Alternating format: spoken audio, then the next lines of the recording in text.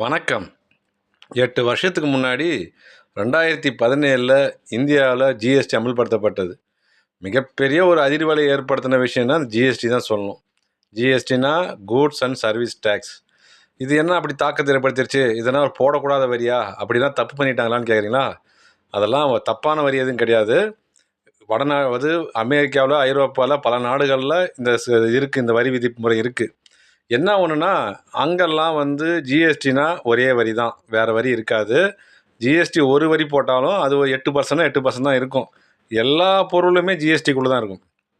அதுதான் அங்கே உள்ள ஸ்பெஷாலிட்டி. நம்ம ஊரில் எப்படின்னா, ஜிஎஸ்டிலே 4 வரி போட்டாங்க.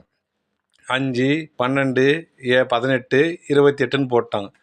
இது ஒரு குளறுபடி. ரெண்டாவது விஷயம் என்னென்னா, அத்தியாவசிய பொருள் மேலெல்லாம் போட்டாங்க. இது வரைக்கும் போனால் போதும் விட்டு வச்சுருந்தாங்க இல்லையா? இந்த இட்லி ஹோட்டலில் சாப்பிட்றதுக்கு பரோட்டா மேலே, தயிர், அரிசி மூட்டை 25 கிலோ சிப்பத்துக்கு மேலே, அதே மாதிரி இந்த வாட்டர் கேன் மேலெல்லாம் போனால் போதும் விட்டு வச்சுருந்தாங்க. அதெல்லாம் போட்டு தள்ளிட்டாங்க. அதனால தான் ராகுல் காந்தி இதுக்கு கபார் சிங் டேக்ஸ் சொன்னார்.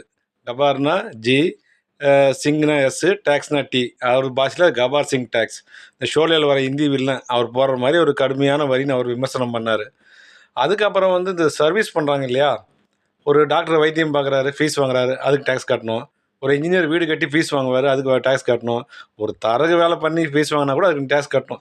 அதனால் நீங்கள் எதனா ஊழியம் பண்ணி சம்பாரித்தாலும் அதுக்கு டேக்ஸ் கட்டணும்னு வந்துருச்சு. இன்னொரு பெரிய குளறுபடி என்னென்னா, வெளிநாடுகள் ஜிஎஸ்டிக்கு நம்ம நாட்டு ஜிஎஸ்டிக்குள்ள வித்தியாசம் என்னென்னா, நம்ம நாட்டில் ஜிஎஸ்டிக்குள்ளே உள்ளே வராமே சில விஷயம் வெளியே வச்சுக்கிறாங்க. எது இது? இந்த டாஸ்மாக் மதுபான விற்பனை, அது 300% வரி போடுறாங்க மாதிரிக்குது. அது ஜிஎஸ்டிக்குள்ளே வரவே இல்லை. ஆனால் அப்படி இருக்கக்கூடாது, உள்ளே வந்து தான் ஆகணும். அது யாரும் கேட்க மாட்டேங்கிறாங்க. 40% வரி கூட போடுங்களேன், ஏன் 50% வரி கூட போடுங்களேன். அங்கே 300% வரி போடுறாங்க. அதே மாதிரி பெட்ரோல், டீசல் அது ஜிஎஸ்டிக்குள்ளே வரல. ஏன்னா அதுலேயும் அது உச்சபட்ச வரி போட்டு அதில் தான் அதிகமாக வசூல் பண்ணுறாங்க. கலால் வரி, செஸ் வரி, சுங்க வரி, விற்பனை வரி, மாநில வரி, ஏகப்பட்ட வரிகள். அதெல்லாம் முன்ன மானியத்தில் கொடுத்துருந்தாங்க மக்கள், காங்கிரஸ் கவர்மெண்ட்டில். இப்போ மானியம் போயிடுச்சு. அதுக்கு மேலே வரிகள் தான் உச்சத்தில் இருக்குது.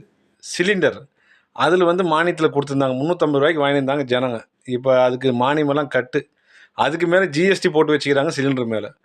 இப்படி பல விஷயங்கள் மக்கள் மேலே சுரண்டுற மாதிரி இருக்கிறதுனால தான் ராகுல் காந்தி அதை கபார் சிங் டேக்ஸ்னு சொன்னார்.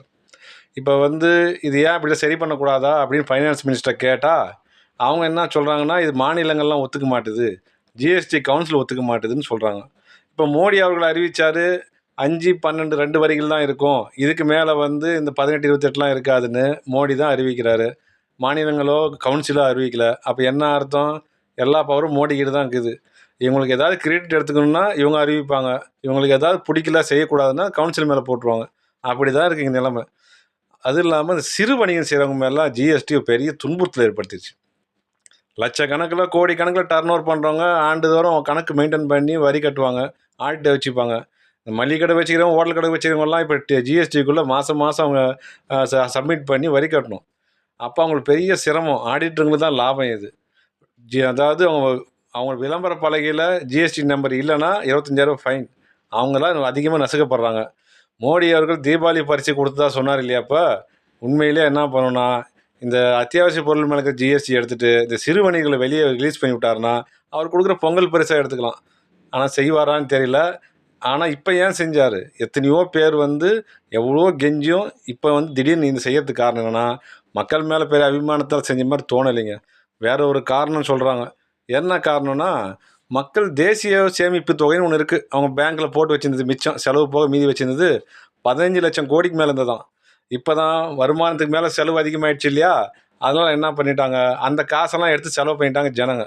அதனால் இப்போ தேசிய சேமிப்பு தொகை ரொம்ப கம்மியாயிடுச்சு. அதை சரி பண்ணால் தான் திருப்பி தொழில்துறை நிமிர்ந்து நிற்கும். எப்படி? மக்கள் தன் தேவையெல்லாம் சுருக்கிட்டாங்க. அதாவது கையிருப்பு காசு இல்லை, எது பொருள் உற்பத்தி புதுசாக வாங்குறதில்ல, அட்ஜஸ்ட் பண்ணி இருக்கிறத வச்சு ஓட்டுறாங்க. அதனால் உற்பத்தி பண்ண முடியல, விற்பனை மந்தமாயிடுச்சு. இதுக்காக பல தொழிலதிபர்கள் நன்மைக்காக மக்கள்கிட்ட போய் பணம் ஊருட்டுமே, மோடி பாஷையில் சொன்னீங்கன்னா ஒரு 2.5 லட்சம் கோடி சேமிப்பாகுமா வருஷத்துக்கு. அதனால தான் இந்த சலுகை கொடுத்துக்கிறதா சொல்கிறாங்க. இது யாருக்கு சலுகைன்னு நமக்கு இப்போ தான் தெரியுது. சுதந்திர இந்தியாவில் எந்த கவர்மெண்ட்டுக்கு அடிக்காத ஜாக்பாட் பிஜேபி கவர்மெண்ட் அடிச்சது. மாதத்துக்கு 2.5 லட்சம் கோடி ஜிஎஸ்டி வசூல். மொத்த எல்லா வருமானம் மாநிலத்திலாம் சேர்த்து சென்ட்ரலுக்கு போயிடுச்சு. அதை அவங்க பிரித்து தரணும். அதில் தான் பல பிரச்சனை வந்தது. தமிழ்நாட்டில் சொன்னாங்க இல்லையா, எனக்கு ரூ. 1 கொடுத்தா 18 பைசா வருதுன்னு. வடநாட்டில் ரூ. 1 கொடுத்துட்டு ரூ. 3 வாங்கின்னு போகிறாங்கன்னா யூபியில். அதில் பாரபட்சம்னு சொல்லி பல ஃபைட்டிங் வரது காரணம் ஜிஎஸ்டி வசூல் தான். அது மாதிரி மாநிலங்கள் நிதி பகிர்வும் மொத்தமாக வாங்க போகிறதுனால பல பிரச்சனைகள் வருது. நான் ஒன்றே ஒன்று கேட்குறதுன்னா, பிரதமர்களுக்கு மக்கள் மேலே கொஞ்சம் கருணை இருந்தால் டீசல், பெட்ரோல் எல்லாத்தையும் ஜிஎஸ்டிக்குள்ளே கொணரணும். அப்போ தான் அவர் கொடுக்குற உண்மையான தீபாவளி பரிசாக இருக்கும். மக்களும் அதை தான் எதிர்பார்க்குறாங்க. கருணை காட்டுவாரான்னு பார்ப்போம். சரி, இது பிடிச்சிருந்தா லைக் பண்ணுங்கள், ஷேர் பண்ணுங்கள், கமெண்ட் பண்ணுங்கள். முக்கியமாக சப்ஸ்கிரைப் பண்ணுங்கள். நன்றி, வணக்கம்.